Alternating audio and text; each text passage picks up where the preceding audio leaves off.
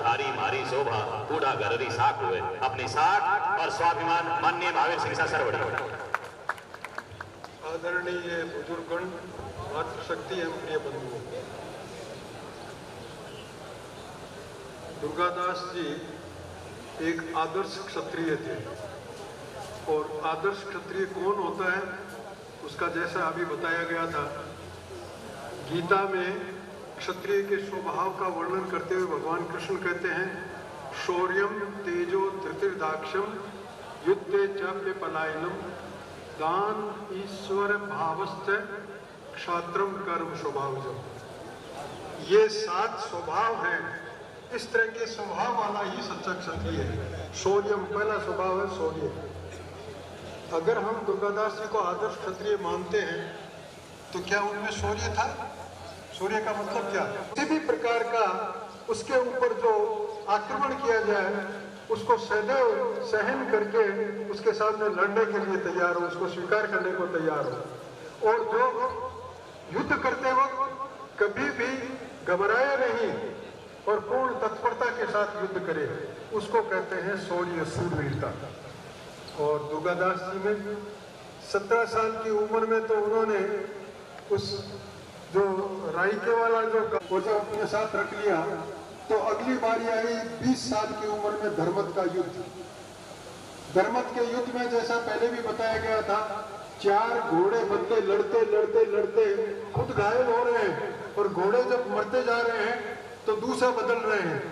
5वें घोड़े पे सवार हुए, उस समय अत्यधिक घायल हो गए तो उनको पसंद आया कि बात सही कह रहा है। तो क्या वहां शूरवीरता नहीं थी दरबार में जो ऐसी बात कह सके?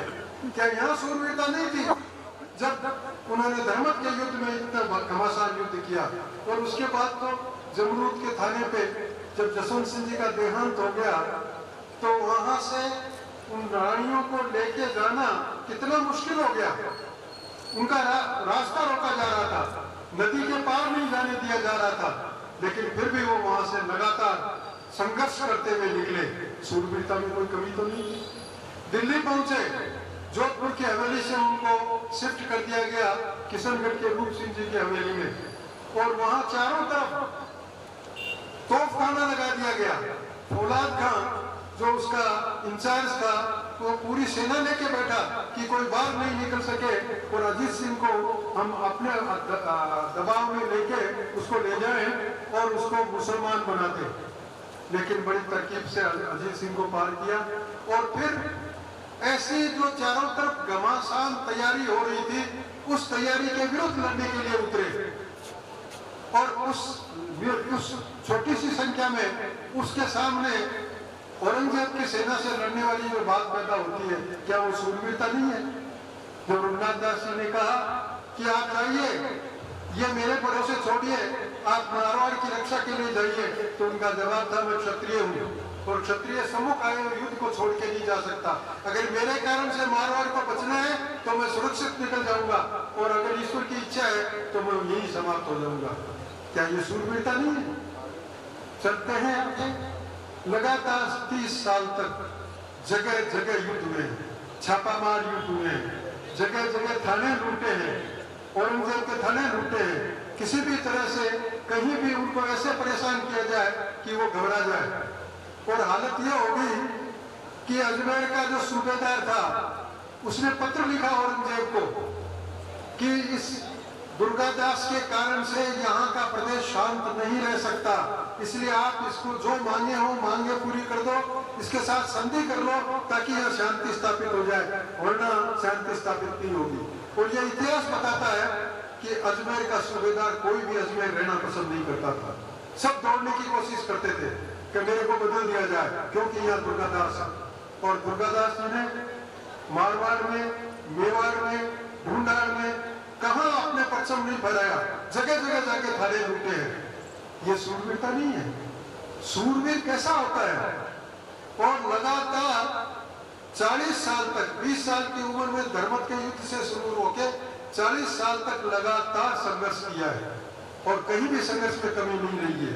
उसके बाद में अगर जब वो मेवाड़ चले गए थे तो मेवाड़ में आवश्यकता हुई तो वहां भी काम किया। ऐसे व्यक्ति को शूरवीर नहीं कहेंगे तो क्या कहेंगे? दूसरा गुण है शौर्यम तेजो, तेज। तेज क्या होता है? जिसके प्रभाव से कोई भी गलत काम करने से डरता है, जो किसी दूसरे के प्रभाव में आकर दबता नहीं है, वो होता है तेज। दुर्गादास का तेज तो आपने सुने हैं तो अभी, दुर्गवास करण रोनित बागा जाए, अमर वरंग उतरे दिल्ली धड़का खाए। दिल्ली धड़का खाती थी उनके डर से तो। और ये सत्य है, जो ये अजमेर के सूबेदार जो लिख के दे रहे हैं कागज, वो क्या है? उनके तेज के कारण से। दुर्गादास के औरंगजेब के सामने दुर्गादास और संभाजी के चित्र रखे गए, तो उनका कहना था कि इस पहाड़ी जो संभाजी है उनको तो मैं चाहे तक बस में कर सकता हूँ, लेकिन ये जो मारवाड़ी कुत्ता है, इस कुत्ते को बस में करना मेरे हाथ में नहीं है। वो क्या है? तेज है उनका, जिसके कारण वो ऐसा महसूस करता है। इतना खपा था अपने पुत्र आजम को, जो गुजरात में सूबेदार था, उसको पत्र लिखा कि किसी भी बहाने से दुर्गादास को बुलाओ और बुलाकर उसको जैसे कैसे हो सम्मुख युग में अथवा धोखा देकर उसको मारो, क्योंकि इसने हमारी जिंदगी हराम कर रखी है। और जब संधि के लिए बुलाया गया तो वहां भी, क्योंकि उनको सूचना पहले से हो गई कि ऐसा षड्यंत्र हो रहा है, उनके मित्र थे कोली राजा, उन्होंने सूचना दे दी, इसलिए वो रुक गए। और जब उन्होंने कहा कि आप आइए, अंदर आइए, तो वनवज में रुक गए कि मेरे आज 11 है और मैं 11 को व्रत करता हूँ, इसलिए आगे आता नहीं हूँ, कहीं भी मैं चलूंगा नहीं, इसलिए आज मैं रहूंगा, कल आऊंगा। ये बहाना करके अपनी तैयारी की और वापस चल पड़े। पीछे सेना आई, सेना के साथ युद्ध हुआ, दुर्गादास वहां से निकले। दुर्गादास जी का एक पोता उसमें शहीद हुआ, दुर्गादास जी का एक लड़का घायल हुआ। ये सब शूरवीरता नहीं तो क्या है? पूरा जीवन शूरवीरता से और तेज से, ऐसा तेज जिसके कारण औरंगजेब घबरा कर कह रहा है कि चाहे धोखे से मारो, छल कपट से मारो, लेकिन इस व्यक्ति को मारो। कैसा अद्भुत तेज था दुर्गादास के जीवन में। शौर्यम तेजो धृतिर्दाक्षम, धैर्य। धैर्य तो सामने पड़ा है। 30 साल तक जो उद्देश्य है, क्योंकि महाराजा जसवंत सिंह जी जब तक थे तब तक वो चिंता करने की जरूरत दुर्गादास को नहीं थी, जैसा मालिक कहे वैसा काम करना। लेकिन उसकी मृत्यु के बाद में 30 साल तक लगातार संघर्ष किया है। और वो संघर्ष में क्या था उनके पास? सेना नहीं थी तो साथी जुटाए हैं, कोई साधन नहीं था तो बिना साधनों के भी संघर्ष किया है।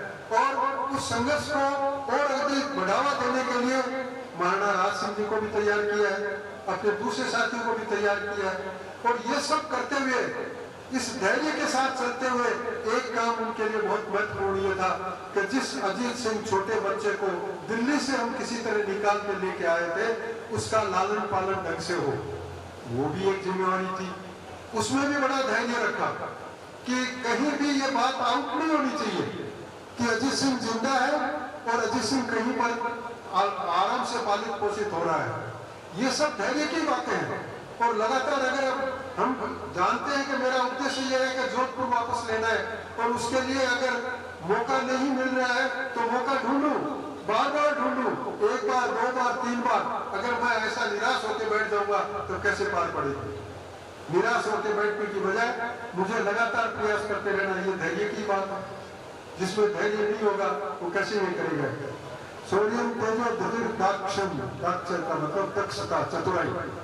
चतुराई में तो जैसे उदाहरण दिए गए हैं, इससे बड़ा चतुर कौन होगा कि जब औरंगजेब की सेना चारों तरफ बैठी है, तोप खाना बार चारों तरफ बैठा है, उसमें से बालक अजीत सिंह जी को बाहर निकाल दिया। ये चतुराई नहीं तो क्या है? ये चतुराई नहीं तो क्या है कि अपने दुश्मन के पुत्र को, जिसको औरंगजेब ने अकबर को, जब ये सब अजमेर वाले घबरा रहे थे तो अपने पुत्र को भेजा हुआ सूबेदार बना के, और उसको तोड़ के अपने साथ कर लिया। ये चतुराई नहीं है क्या? आज तक हमारे लोगों को तोड़कर दुश्मन साफ करते आ रहे थे, लेकिन दुर्गादास जी ने दुश्मन की शक्ति को तोड़ के अपने साथ कर लिया। ये क्या चतुराई नहीं है? और फिर वहां से लेके उनको संभाजी के पास ले गए अकबर को। जब अकबर निराश हो गया तो संभाजी के पास ले गए। तो संभाजी के पास ले जाने वाला मार्ग, अब जरा कल्पना कीजिए, मारवाड़ को चारों तरफ से मुगलों ने घेर रखा है। कौन सी ऐसी जगह है जिधर से जाए और वहां मुगल न मिले।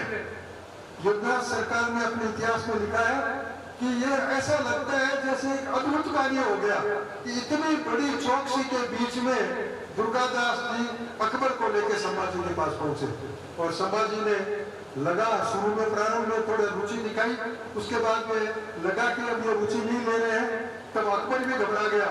तो अकबर ने कहा कि मैं अब ईरान जाना चाहता हूँ, तो सुरक्षित उसको वहां पहुंचाया, उसकी व्यवस्था करी। दुर्गादास जी ने उसमें कोई चतुराई में कमी नहीं रखी, देखा कि अब वाकई यहाँ रहने पे गड़बड़ हो सकती है तो इसको रवाना हो जाना चाहिए। तो दक्षता में चतुराई में कोई कमी नहीं थी। ये भी दक्षता थी कि जहाँ आवश्यक हो सम्मुख युद्ध किया जाए, जहाँ आवश्यक हो वहाँ छापामार युद्ध किया जाए, जहाँ आवश्यक हो अगर पीछे हटना आवश्यक है तो पीछे हटा जाए, जहाँ जैसी जरूरत हो उस प्रकार का व्यवहार किया जाए। ये चतुराई नहीं तो और क्या है, ये दक्षता नहीं तो और क्या है। ऐसा दक्ष क्षत्रिय थे दुर्गादास जी। शौर्यम तेजो धृतिर्दाक्षम युद्ध चाहते पलायना, युद्ध से नहीं घबराना। युद्ध से कब घबराए? युद्ध में कभी डरना नहीं, युद्ध के कारण पद पीछे नहीं हटाना, युद्ध के कारण अपनी नीति नहीं बदल देना, वो नहीं किया दुर्गादास ने। और इसलिए संकट जो इतना बड़ा संकट था, उस संकट से घबराए बिना लगातार संकट से संघर्ष किया और उसी संघर्ष का नतीजा हुआ कि एक दिन वापस जानवर ले लिया। तो दुर्गादास जी में किसी भी क्षत्रिय के गुण की कोई कमी नहीं थी, चतुराई भी थी, दक्षता थी और ये जो युद्ध चापे पलायन वाली बात थी वो भी थी कि घबराए नहीं, अपना उद्देश्य नहीं बदला, निरंतर अपने उद्देश्य के लिए कर्मरत रहते हुए जो आवश्यक था वो काम किया, जैसी जहां परिस्थिति थी उस तरह का काम किया। और उसके लिए उन्होंने अन्य लोगों से जितनी सी मदद ले सकते हैं, थोड़ी सी मदद मिलती थी, कहाँ मिलती थी, वो ली। युद्ध चापे पलायन दान, दान पैसे का ही दान नहीं होता, सिर्फ पैसे के दान के भी कई उदाहरण आते हैं, लेकिन अपना सर्वस्व दान किया उन्होंने, त्याग किया उन्होंने। त्याग क्या कम दान है? अपने परिवार को बिल्कुल अलग थलग कर दिया, क्या ये कम दान है? जोधपुर को प्राप्त करने के लिए अपने पुत्र को खोया, अपने पोते को खोया, क्या ये कम त्याग है? क्या कम दान है? दान में कोई कमी रखी उन्होंने? केवल मात्र ये नहीं, और दान में पैसे की भी बात हो तो उन्होंने कईयों की मदद की है। संभाजी के पास गए तो वहां कभी पुलिस की पत्नी ने कुछ मांगा कि मैं बड़ी परेशानी में हूँ, कभी पुलिस की डेथ हो गई थी पर मुझे कुछ चाहिए, वहां भी वो दान करके आए, उसकी भी मदद करके आए। और बुद्ध चापे पलायनम दान ईश्वर भाव से, ईश्वर भाव, ईश्वर भाव का ईश्वर के जैसे हम सब ईश्वर की संतान है, सबको बराबर देखना, अपनी प्रजा को बराबर देखना। क्षत्रिय की जो अब तक गुण बताए गए हैं वो हर किसी आदमी की विशेषता हो सकती है, लेकिन अगर ईश्वरत्व नहीं हो, ईश्वर भाव नहीं हो तो क्षत्रिय नहीं है। क्षत्रिय के लिए ईश्वरत्व भाव बहुत जरूरी है और ईश्वरत्व भाव की भी कोई कमी नहीं। कोई जसवंत सिंह जी का लड़का हो गया तो क्या हुआ, उसको पाला पोसा कितना मुश्किल से है और उसके लिए क्या क्या नहीं किया।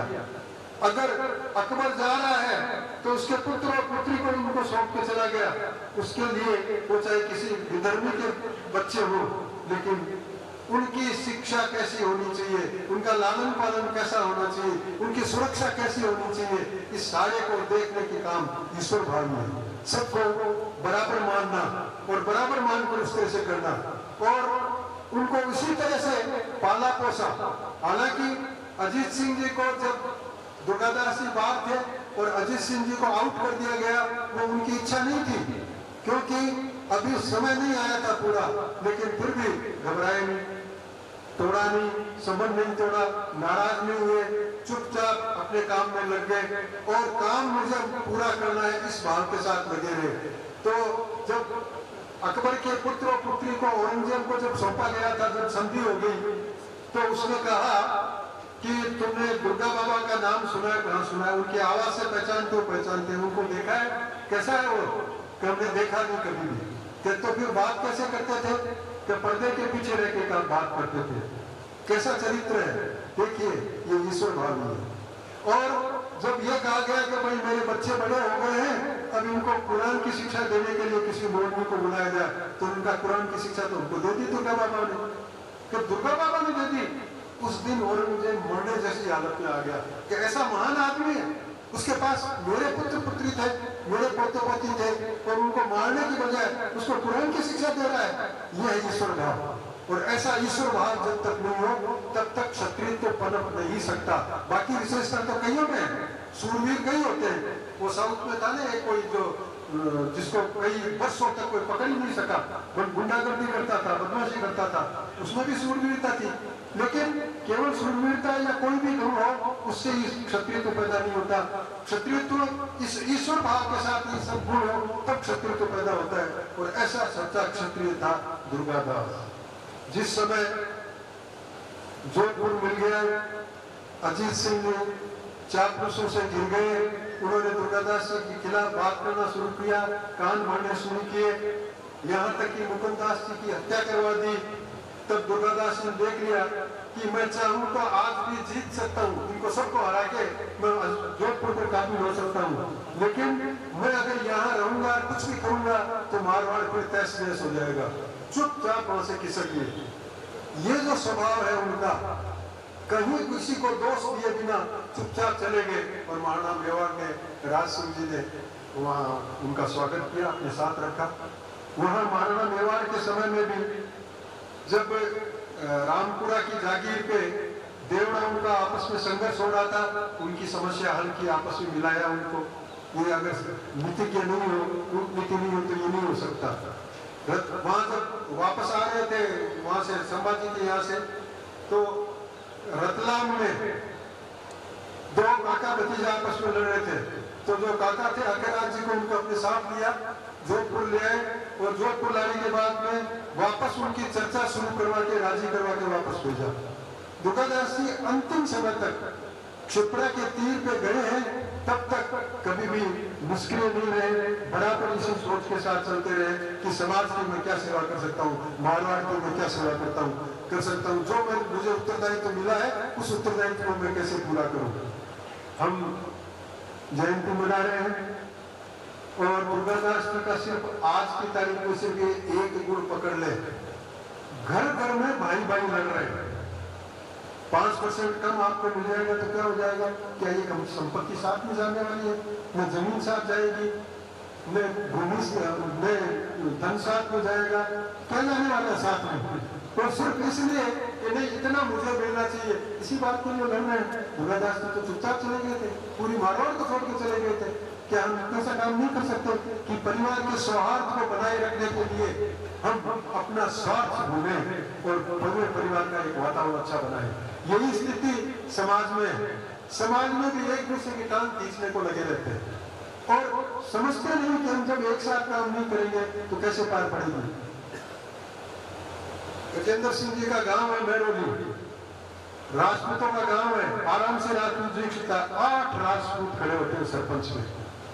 वो सब आपस में वोट बांट लेंगे तो एक आदमी को दूसरा खड़ा होकर वो क्या ले नहीं जाएगा? ये तो किस्मत ने साथ किया कि नहीं हो पाया ऐसा और राजपूत ही जीता। लेकिन ये हमारा सोच कहाँ चला गया? आज यूनिवर्सिटी में चुनाव हो रहे हैं, जयपुर में भी 2 लड़ रहे हैं, जोधपुर में भी 2 लड़ रहे हैं। लड़के जीत सकते हो क्या? एक क्यों में हो जाते हो? मेरा भाई दूसरा है, मैं सही, मेरा भाई जीत जाए इसमें क्या फर्क पड़ता है? लेकिन वो हम समाज में भी ऐसा ही कर रहे हैं, समाज में भी नेतागिरी प्राप्त करने के लिए भी ऐसा ही कर रहे हैं। और यही हालत राजनीति में है। राजनीति में एक दूसरे की टांग खींचना तो एक साधारण बात है, लेकिन हम समाज वाले तो कम से कम एक हो जाए, हम तो एक साथ रहे, हमारी शक्ति तो तभी बनेगी, वरना हमारी शक्ति कैसे बनेगी? इसलिए कम से कम ये एक बात पकड़ ले दुर्गादास जी की, जो दुर्गादास जी ने सब कुछ छोड़कर केवल इसलिए कि मेरे पीछे जोधपुर का वातावरण बड़ा शांत रहे, इसलिए वो वहां से चले गए। हम भी अपने निज स्वार्थ को छोड़कर अपने परिवार को संभालें, अपने समाज को संभालें, अपनी राजनीति को संभालें। ऐसा अगर हम कर सके तो हमने दुर्गादास जी से बहुत कुछ सीख लिया। समाज में बहुत कमियां हैं, कमियां धीरे धीरे दूर होती जाएगी, लेकिन इस तरह से एक कमी को दूर किया तो स्वतः ही जोश आता है और दूसरी कमी को दूर करने के लिए हम नालायक हो जाते हैं। इसलिए ऐसा आप कर पाएंगे इसके लिए आपसे अनुरोध है, प्रार्थना है। दूसरा एक आलोचना सी है थोड़ी, ये स्वागत सत्कार बंद होना चाहिए। कितना समय लगा स्वागत सत्कार में, आप देखिए क्यों समय बर्बाद करते हो सबका। और क्या हम मतलब आप हमारा स्वागत कर रहे हो, हम पराये हैं, आप इस राष्ट्र समाज का मेंबर नहीं है, आप इस परिवार के सदस्य नहीं है। परिवार के सदस्यों का स्वागत किया जाता है, क्या स्वागत करना है? वो समय भी बर्बाद करते हैं और हमारे अहंकार को बढ़ाते हैं। इस अहंकार ने तो हमारा सत्यानाश कर रखा है समाज का। उस अहंकार को क्यों बढ़ा रहे हो? कोई जरूरत नहीं उस अहंकार को बढ़ाने की। वो अच्छा रहे, सबका हाथ जोड़ के विनम्रता से स्वागत करिए, इतना ही काफी है। इससे आगे नहीं होना चाहिए। हालांकि आप कर पाएंगे नहीं कर पाएंगे पता नहीं, लेकिन अच्छा यही है कि आइंदा कभी भी जो भी कार्यक्रम हो उसमें कृपया इस प्रकार का काम करें कि इसमें समय बर्बाद नहीं हो, किसी का अहंकार भी नहीं बनते। जय संघ शक्ति। संघ शक्ति, संघ में शक्ति होती है, इसलिए हम संघ बनाए, संगठित हों, और जो संगठित शक्ति है उसकी सदा जय हो। बहुत बहुत आभार।